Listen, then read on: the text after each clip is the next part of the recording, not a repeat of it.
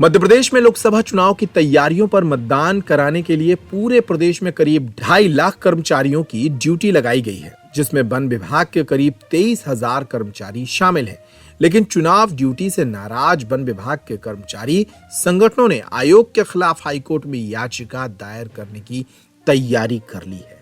सुनिए मध्य प्रदेश वन कर्मचारी संगठन के अध्यक्ष अशोक पांडे ने क्या बताया। प्रदेश के कलेक्टर किस तरह से फरमान जारी करते हैं, इसका उदाहरण आप इलेक्शन कमीशन के 22 मार्च के आदेश की प्रति देखकर कर सकते हैं। इलेक्शन कमीशन ने 22 मार्च को आदेश जारी करा था कि प्रदेश के वन विभाग में कार्यरत वन कर्मचारियों की चुनाव ड्यूटी न लगाई जाए। यह आर्डर हाई कोर्ट उच्च न्यायालय जबलपुर के आदेश पर जारी किया गया था, लेकिन आदेश के बावजूद भी प्रदेश के जिला निर्वाचन अधिकारी कलेक्टरों द्वारा प्रदेश के 23,000 वन कर्मचारियों की चुनाव ड्यूटी अपने चुनावी प्रशिक्षण के लिए लगा दी है, जिसका विरोध राज्य वन कर्मचारी संघ ने कल प्रदेश के सरकार से और निर्वाचन आयुक्त से मांग पत्र सौंपकर मांग करी है कि उक्त आदेश का पालन किया जाए और प्रदेश के वन कर्मचारियों की ड्यूटी चुनाव ड्यूटी से तत्काल मुक्त करी जाए। यदि उक्त आदेश निर्वाचन आयोग 7 दिवस के अंदर जारी नहीं करेगा तो मध्य प्रदेश का वन कर्मचारी निर्वाचन आयोग कार्यालय पर और सरकार के सामने धरना देकर आदेश निरस्त कराने की मांग करेगा। दरअसल मध्य प्रदेश में इसी महीने लोकसभा के चुनाव होने हैं। 2.5 लाख कर्मचारियों की तैनाती चुनाव के लिए की गई है, लेकिन वन विभाग के 23,000 कर्मचारियों की चुनाव में ड्यूटी लगाए जाने पर विवाद खड़ा हो गया है।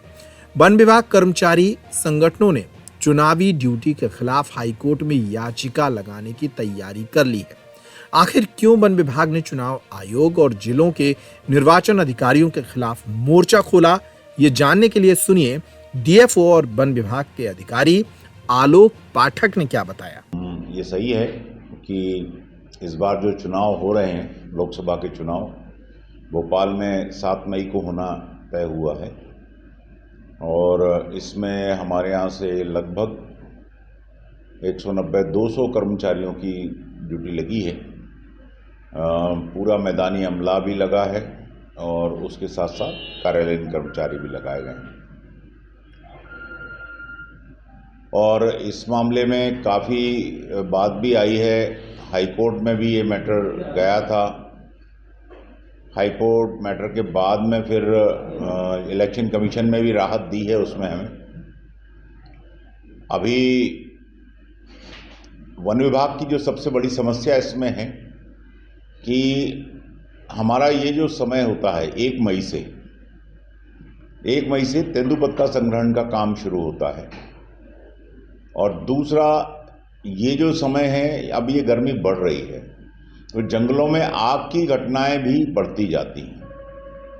और आप भी जानते हैं कि यदि इसमें मौके पे अमला नहीं रहा तो आप समझ सकते हैं कि आग बुझाने की जो कार्रवाई है उसमें वो तत्परता नहीं आ पाती है, क्योंकि हमारा कर्मचारी जब वहाँ रहता है उस वक्त वो अपने सभी गांव वालों को, हमारे फायर वॉचर्स को,